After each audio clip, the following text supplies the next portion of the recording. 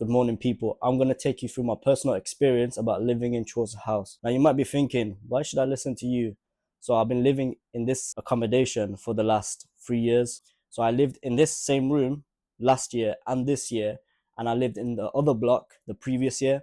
So, I've got a well rounded experience. So, I'm going to give you some tips on things you may need so you can pack early, make sure you have the right things, don't bring anything unnecessary. And yeah, so I'm not gonna, yap on too much. I'm gonna show you everything. This is an all-round video. So, if you want to know everything, this video will probably show it.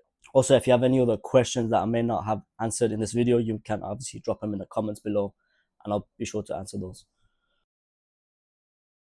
So first and foremost, I'm gonna take you through a room tour.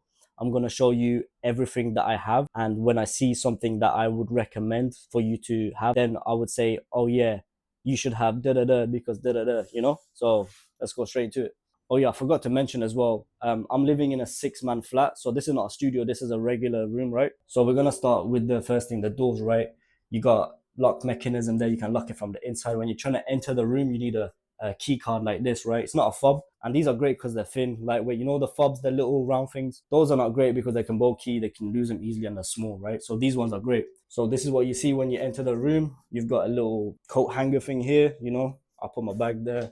Light switches here. Let's go straight into the toilet actually first. So the bathroom, obviously it's an ensuite, so you got the shower here, the sink, more you know what, this is sick, the mirror situation here, right? So you got mirrors facing here, you got mirrors facing there, and it's kind of cool. Obviously you got storage space back here, toilet situation, blah blah blah. I'm said toilet, there's nothing special about this, right? What you got? You got another compartment here, the wardrobe, right? So you've got racks here and here for clothes, right? You got small compartments here all along the side, so you got those. That's a small little section, but you know what, don't get it twisted, there's a lot of space in here, you can fit many things.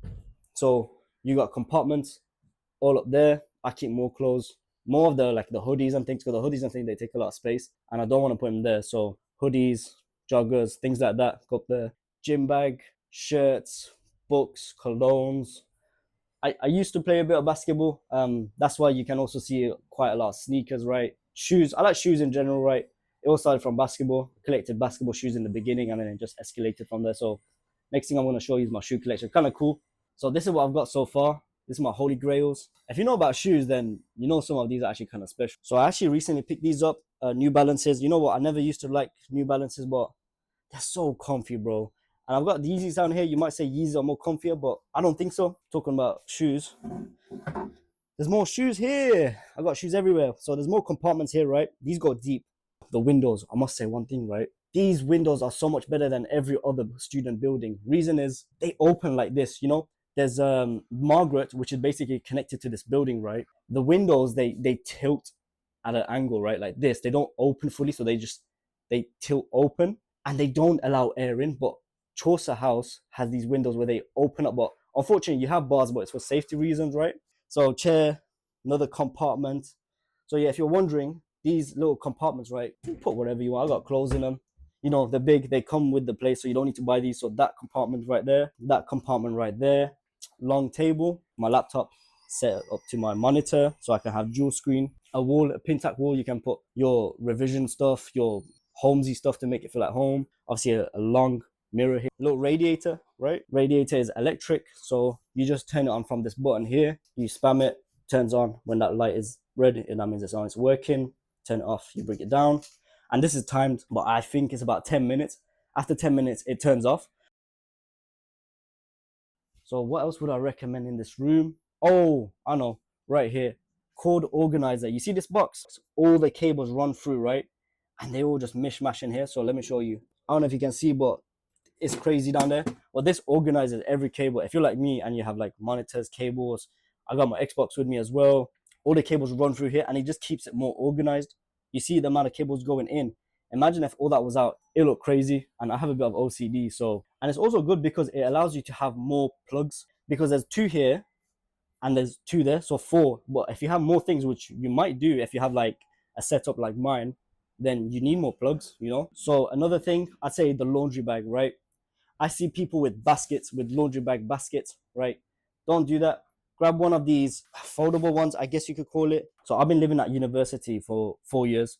right? I stayed in Catherine House my very first foundation year, and 3 years I stayed in Chaucer House. And this laundry bag is what you need. I'm telling you, I've seen people with laundry baskets. I've seen people with suitcases go downstairs to the laundry room. Don't do it. This is perfect. You fill it up to the max, which is basically here, right? And the laundry machine will hold it. I think any more than the max of this is like too much, right? So this is the kitchen. I'm keeping this straight, right? This is how a kitchen would generally look. Now, this is kind of clean. So this is how a seven-person kitchen looks. We got two fridges and two freezers. So freezers at the bottom. Let me show you real quick. Freezers at the bottom, fridge at the top, big compartments, storage space. You know, you got a bunch of storage space. 7 people live in this flat, and I think there's a few free compartments. So, you know, space-wise, you're not going to be lacking. This is how a kitchen will look when it's in use, not when it's clean or like when everybody's left or when anybody's coming in. So this is how a kitchen will generally look. I've seen worse kitchens than this, right? I've seen terrible kitchens, and when you're at uni, you'll probably say this is a clean room. This is tolerable. This is normal. And I mean, there's nothing exciting to show, but it's just a kitchen, right? You got space, compartments there, two stoves, two ovens, extractor fans up here. Microwave comes with the place.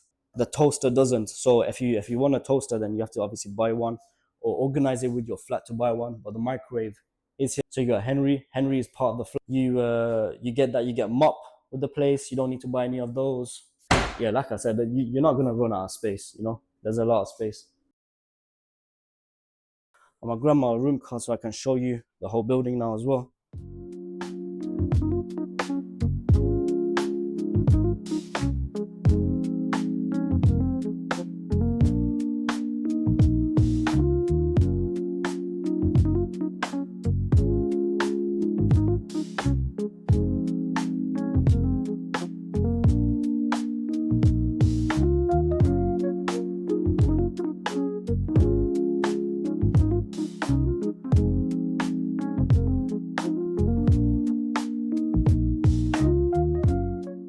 This information is useful if you haven't actually viewed the room or not able to view the room before coming here, like myself. I never saw the room. I just saw pictures online. I tried to see videos online. So the pros and cons, specifically talking about this building, right? I'm not talking about Unite in general. I'm talking about this building, Chaucer House. Convenience. You're close to everything. Right across the street, you got Tesco. Actually, let me show you. So right there is a small little Tesco. It's just so convenient. Everything's close. You're in the center of Portsmouth, right? Going to most uni buildings, it's about, let's say, a 5 to 10 minute walk. If you're in Portland, it's probably going to be a 10 minute walk. If you're somewhere closer, it's going to be 5 minute walk. Convenience wise, this place is amazing. There's been so many times where I've woke up late, or I needed to go to shops real quick, or I needed to go to the pharmacy to get something because I'm not feeling well.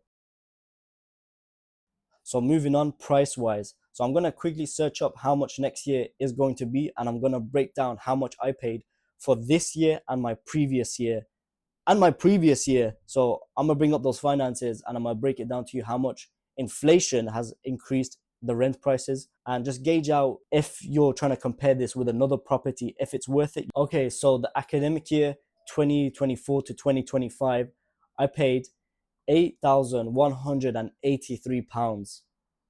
That's for the academic year. That's 9 month tenancy, I think. It's up there, you know, but there's so many pros about this building. I think the thing with this, right, the pros outweigh the cons, in my opinion, especially for me. Like, I kind of like meeting new people. So that's one of the reasons I was okay with booking the same place, even though I'm paying 8.1K right now.